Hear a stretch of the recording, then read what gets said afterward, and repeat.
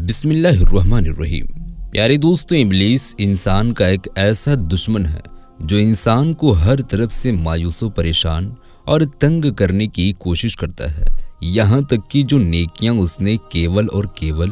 اللہ تبارک و تعالیٰ کی رضا کے لیے کی ہوتی ہے ان کو بھی برباد کرنے کی کوشش کرتا ہے، اور انسان کے عمل اور اخلاص کے بیچ رکاوٹ بن کر اپنے وسوسے ڈالتا ہے تاکہ انسان کو راہ حق سے بھٹکایا جا سکے۔ پیارے دوستوں،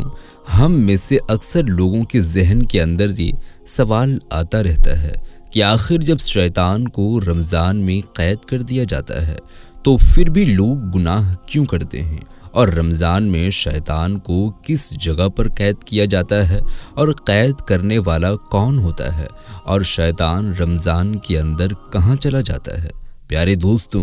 آج کی اس ویڈیو کے اندر میں ہم آپ کو قرآن و حدیث کی روشنی میں یہ ساری باتیں بتائیں گے، لہٰذا آپ سے ہماری یہ گزارش ہے کہ آپ ہماری اس ویڈیو کو آخر تک ضرور دیکھیے گا۔ پیارے دوستوں، یہ دنیا آزمائش کی جگہ ہے جس کو اللہ تبارک و تعالیٰ نے انسانوں کی آزمائش کے لیے پیدا کیا ہے، چنانچہ اس میں نیکی بھی اللہ تبارک و تعالیٰ کی طرف سے ہی ہوتی ہے، اور اگر کسی شخص پر شیطان یا اس کا نفس حملہ کرتا ہے تو یہ بھی اللہ تبارک و تعالیٰ ہی کی طرف سے ہوتا ہے، تاکہ انسان کی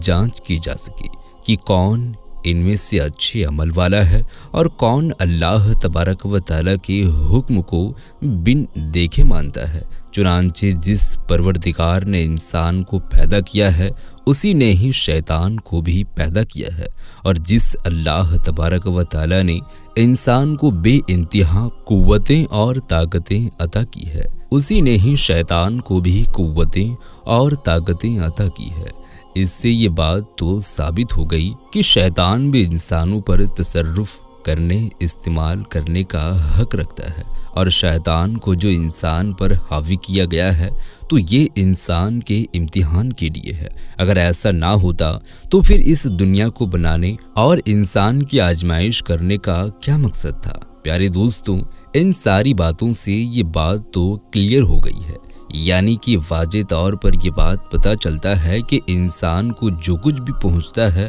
وہ اللہ تبارک و تعالیٰ ہی کی طرف سے پہنچتا ہے۔ کبھی کبھار وہ خوشخبری کی صورت میں ہوتا ہے اور کبھی کبھار انسان کی آزمائش کے لیے ہوتا ہے کہ یہ انسان بغیر دیکھے ہمارے اوپر یقین رکھتا ہے یا نہیں، اور کیا انسان جس نے لا الہ الا اللہ محمد الرسول اللہ پڑھ لیا ہے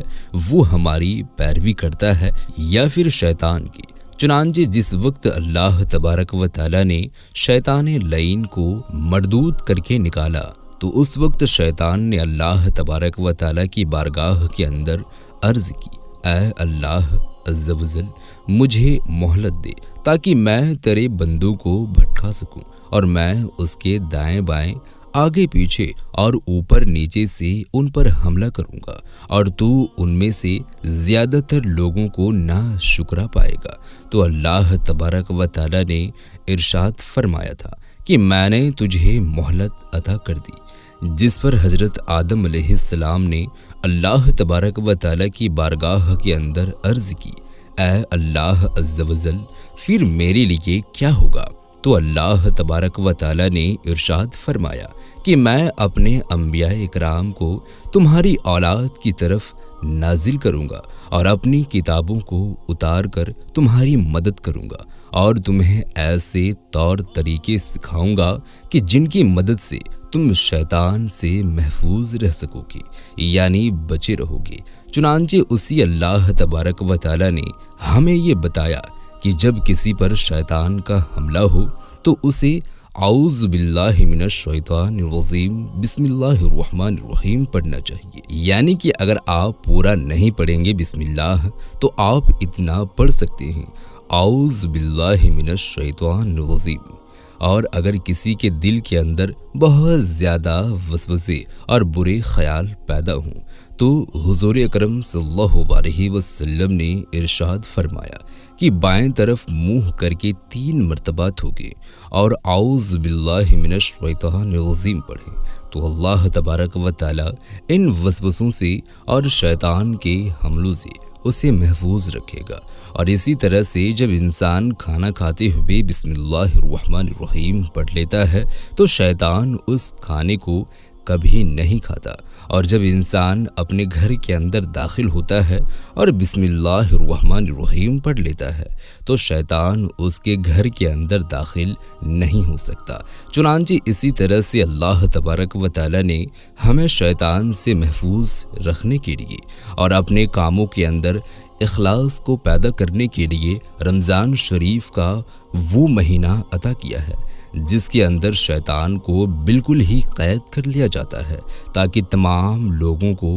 آزاد چھوڑ دیا جائے اور قیامت کے دن یہ لوگ بہانہ نہ کر سکے کہ یا اللہ تبارک و تعالی ہمیں شیطان نے تیری راہ سے بہکا دیا تھا، جس کی وجہ سے ہم تیری نافرمانیوں کے اندر ڈوبے رہے۔ اگر شیطان نہ ہوتا تو ہم ہرگز گناہ نہ کرتے۔ تو اللہ تبارک و تعالی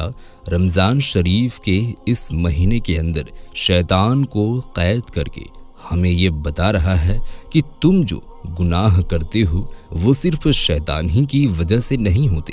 بلکہ کچھ گناہ ایسے بھی ہوتے ہیں جو تم لوگ خود اپنی پسند یعنی کہ اپنی مرضی سے کرتے ہو۔ شیطان تو بس صرف تمہیں وسوسہ اور برے خیال ہی ڈالتا ہے، حقیقت میں تم لوگ خود ہی ظالم ہو۔ چنانچہ رمضان شریف کے اندر شیطان کے قید ہونے کے باوجود جو لوگ گناہوں کے دلدلوں کے اندر پھنستے رہتے ہیں اور اللہ تبارک و تعالیٰ کی نافرمانیاں کرتے رہتے ہیں، وہ حقیقتاً اپنی خواہشات نفس کی وجہ سے کرتے ہیں۔ اسی وجہ سے جس طرح سے رمضان شریف کے اندر نیکیوں کا اجر بہت زیادہ بڑھا دیا جاتا ہے اور ان پر بہت زیادہ نعمتیں ملتی ہے، امید ہے اسی طرح سے جو شخص رمضان شریف کی بے حرمتی کرتا ہے یا پھر اس کے اندر گناہ کرتا ہے تو اس کے گناہوں کے عذاب کو بھی بہت زیادہ بڑھا دیا جائے گا اور اسے سخت عذاب دیا جائے گا۔ اور اس لیے حضور اکرم صلی اللہ علیہ وسلم نے ارشاد فرمایا تھا کہ اس شخص کے ناک خاک آلود ہو کہ جس کے پاس رمضان شریف کا مہینہ آیا لیکن وہ بندہ اپنی مغفرت نہ کروا سکا، اور اس شخص کے بھی ناک خاک آلود ہو جس کے اپنے والدین میں سے دونوں کو یا پھر ایک کو پایا لیکن ان کی خدمت کر کے جنت کو حاصل نہ کر سکا۔ چنانچہ رمضان شریف کے اندر شیطان کو کہاں پر قید کر دیا جاتا ہے، اس بارے میں بخاری و مسلم شریف کے اندر موجود ہے کہ جب رمضان شریف کا مہینہ آتا ہے تو آسمان کے دروازے کھول دیے جاتے ہیں اور جہنم کے دروازے بند کر دیے جاتے ہیں اور شیاطین کو قید کر لیا جاتا ہے۔ جبکہ شعب الایمان کے اندر یہ مروی ہے کہ جب رمضان شریف کی پہلی رات آتی ہے تو اللہ تبارک و تعالی ارشاد فرماتا ہے، اے رضوان علیہ السلام جنتوں کے دروازے کھول دو، اور اے مالک علیہ السلام امت محمد صلی اللہ علیہ وسلم کے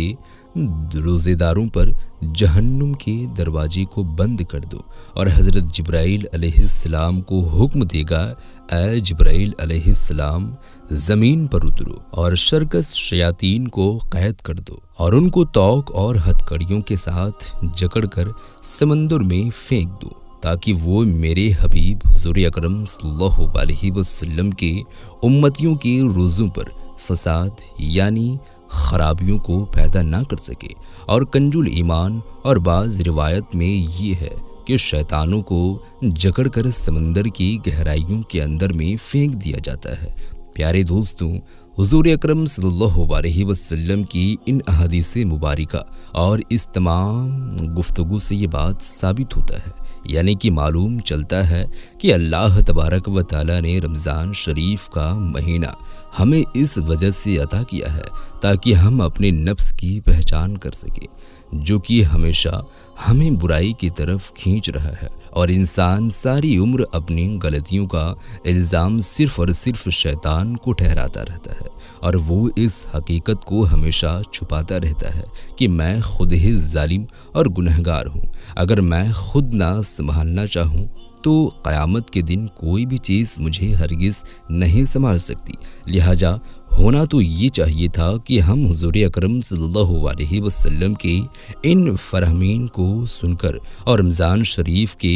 فضائل سے آگاہ ہو کر اپنی پہچان حاصل کریں اور اپنے نفس کی مخالفت کر دیں اور اللہ تبارک و تعالیٰ کی بارگاہ کے اندر گڑ گڑاتے کہ یا اللہ عز و جل تو ہمیں نیکی کی توفیق عطا فرما۔ لیکن ان تمام تر حقیقتوں سے منہ موڑ کر ہم پھر بھی انہی برائیوں کی دلدلوں کے اندر پھنستے چلے جا رہے ہیں۔ لہٰذا ایسے لوگ جب قیامت کے دن اللہ تبارک و تعالیٰ کی بارگاہ کے اندر عرض کریں گے کہ یا اللہ عز و جل ہمیں شیطان نے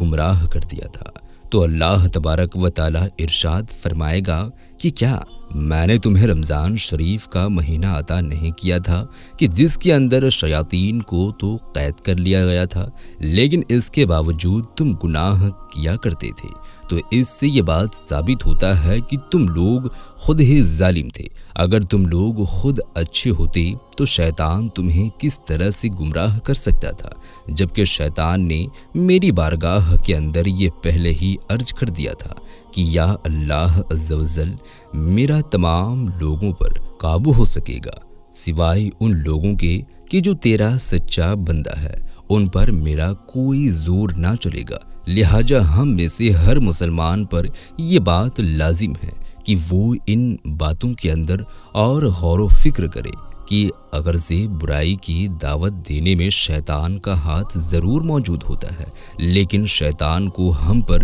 اس قدر قابض نہیں کیا گیا کہ وہ زبردستی ہم سے کوئی گناہ کروا دے۔ یہی وجہ ہے کہ جب جہنم کے اندر لوگ شیطان کو لعن طعن کریں گے کہ تو نے ہمیں گمراہ کر دیا، بھٹکا دیا، تو شیطان کہے گا کہ میں نے تمہیں گمراہ نہیں کیا بلکہ تم لوگ خود ہی ظالم تھے۔ میں نے تو صرف تم سے کہا تھا اور تم نے خیال اور وسوسہ ڈالا تھا۔ اگر تم لوگ خود ظالم نہ ہوتے